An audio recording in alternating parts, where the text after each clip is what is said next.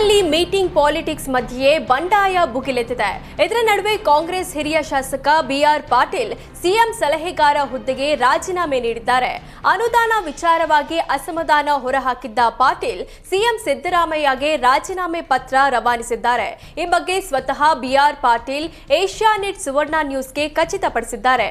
ನಾನೇ ರಾಜೀನಾಮೆ ನೀಡಿದ್ದೇನೆ, ರಾಜೀನಾಮೆ ಪತ್ರ ರವಾನೆ ಮಾಡಿದ್ದೇನೆ ಅಂತ ಮತ್ತೊಮ್ಮೆ ಖಚಿತಪಡಿಸಿದ್ದಾರೆ. ಈ ಹಿಂದೆ ಸಚಿವ ಸ್ಥಾನ ಸಿಗದಿದ್ದಕ್ಕೆ ಮುನಿಸಿಕೊಂಡಿದ್ದ ಪಾಟೀಲ್ ಅನುದಾನ ವಿಚಾರವಾಗಿಯೂ ಅಸಮಾಧಾನ ಹೊರಹಾಕಿದ್ರು. ರಾಜ್ಯ ಕಾಂಗ್ರೆಸ್ನಲ್ಲಿ ಈಗಾಗಲೇ ಪವರ್ ಶೇರಿಂಗ್ ಫೈಟ್ ನಡೆದಿದೆ. ಈ ನಡುವೆ ದಲಿತ ನಾಯಕರು ದಿಲ್ಲಿ ಪ್ರವಾಸಕ್ಕೆ ಸಜ್ಜಾಗಿದ್ದು ಕುತೂಹಲ ಹುಟ್ಟಿಸಿದೆ. ಕರ್ನಾಟಕ ಭವನ ಉದ್ಘಾಟನೆಗೆಂದು ಎಸ್ಸಿ ಎಸ್ಟಿ ಸಮುದಾಯದ ಸಚಿವರು ದೆಹಲಿಗೆ ತೆರಳಲಿದ್ದಾರೆ. ಸಚಿವರಾದ ರಾಜಣ್ಣ ಮತ್ತು ಸತೀಶ್ ಜಾರಕಿಹೊಳಿ ದೆಹಲಿಗೆ ತೆರಳಲಿದ್ದಾರೆ. ಈ ವೇಳೆ ಸಚಿವ ರಾಜಣ್ಣ ಹೈಕಮಾಂಡ್ ನಾಯಕರ ಜೊತೆ ಪವರ್ ಶೇರಿಂಗ್ ಬಗ್ಗೆ ಚರ್ಚೆ ನಡೆಸುವ ಸಾಧ್ಯತೆ ಇದೆ.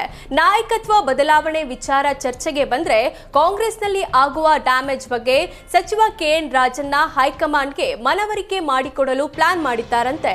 ಅಲ್ಲದೆ ಪವರ್ ಶೇರಿಂಗ್ ಬಗ್ಗೆ ಶಾಸಕರಲ್ಲಿ ವ್ಯಕ್ತವಾಗಿರುವ ಅಸಮಾಧಾನದ ಬಗ್ಗೆಯೂ ಹೈಕಮಾಂಡ್ಗೆ ವಿವರಿಸಲಿದ್ದಾರೆ ಎನ್ನಲಾಗಿದೆ. ಮೈಸೂರಿನಲ್ಲಿರುವ ಸಿಎಂ ಸಿದ್ದರಾಮಯ್ಯ ಮೈಲಾರಿ ಹೋಟೆಲ್ನಲ್ಲಿ ದೋಸೆ ಸವಿದ್ರು.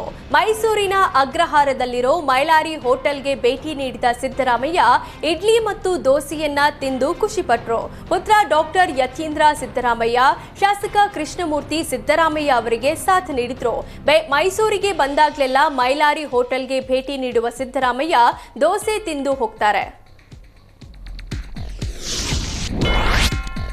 ಮಂಗಳೂರಿನ ಕೋಟೆಕಾರ್ ಸಹಕಾರಿ ಬ್ಯಾಂಕ್ ದರೋಡೆ ಪ್ರಕರಣದ ಆರೋಪಿ ಕಾಲಿಗೆ ಪೊಲೀಸರು ಗುಂಡೇಟು ನೀಡಿದ್ದಾರೆ. ಸ್ಥಳ ಮಹಜರು ವೇಳೆ ಪೊಲೀಸರ ಮೇಲೆ ಹಲ್ಲೆ ನಡೆಸಿ ಎಸ್ಕೇಪ್ ಆಗಲು ಮುಂದಾದಾಗ ಗುಂಡಿಟ್ಟು ಬಂಧಿಸಲಾಗಿದೆ. ದರೋಡೆ ಪ್ರಕರಣದ ಆರೋಪಿ ಮುರುಕನ್ ಸ್ಥಳ ಮಹಜರು ವೇಳೆ ಪೊಲೀಸ್ ಕಾನ್ಸ್ಟೇಬಲ್ ಮರ್ಮಾಂಗಕ್ಕೆ ಒದ್ದು ತಪ್ಪಿಸಿಕೊಳ್ಳೋಕೆ ಪ್ರಯತ್ನಿಸಿದ್ದ. ಈ ವೇಳೆ ಉಳ್ಳಾಲ ಇನ್ಸ್ಪೆಕ್ಟರ್ ಬಾಲಕೃಷ್ಣ ಗಾಳಿಯಲ್ಲಿ ಗುಂಡು ಹಾರಿಸಿ ಶರಣಾಗಲು ಸೂಚಿಸಿದ್ರು. ಈ ವೇಳೆ ಇನ್ಸ್ಪೆಕ್ಟರ್ ಮೇಲೆಯೂ ಹಲ್ಲೆಗೆ ಯತ್ನಿಸಿದ ಆರೋಪಿಯ ಕಾಲಿಗೆ ಗುಂಡು ಹೊಡೆದು ಆರೋಪಿಯನ್ನ ಬಂಧಿಸಲಾಗಿದೆ. ಚಾಲಕನ ನಿಯಂತ್ರಣ ತಪ್ಪಿ ಶಾಲಾ ವಾಹನ ಮರಕ್ಕೆ ಡಿಕ್ಕಿಯಾಗಿರುವ ಘಟನೆ ದಾವಣಗೆರೆಯ ಆನಗೋಡು ಶಿವಪುರ ಮಾರ್ಗ ಮಧ್ಯೆ ನಡೆದಿದೆ. ದಾವಣಗೆರೆಯ ಜೈನ್ ಪಬ್ಲಿಕ್ ಸ್ಕೂಲ್ಗೆ ಸೇರಿದ ವಾಹನ ಮಕ್ಕಳನ್ನ ಕರೆದೊಯ್ಯುವ ವೇಳೆ ಅಪಘಾತಗೊಳಗಾಗಿದೆ. ಅಪಘಾತದಲ್ಲಿ 10ಕ್ಕೂ ಹೆಚ್ಚು ಮಕ್ಕಳು ಗಾಯಗಳಾಗಿದ್ದು 2 ಮಕ್ಕಳ ಸ್ಥಿತಿ ಗಂಭೀರವಾಗಿದೆ. ಸ್ಥಳೀಯರು ಮಕ್ಕಳನ್ನ ರಕ್ಷಿಸಿ ಗಾಯಾಳುಗಳನ್ನ ಸ್ಥಳೀಯ ಆಸ್ಪತ್ರೆಗೆ ದಾಖಲು ಮಾಡಿದ್ದಾರೆ.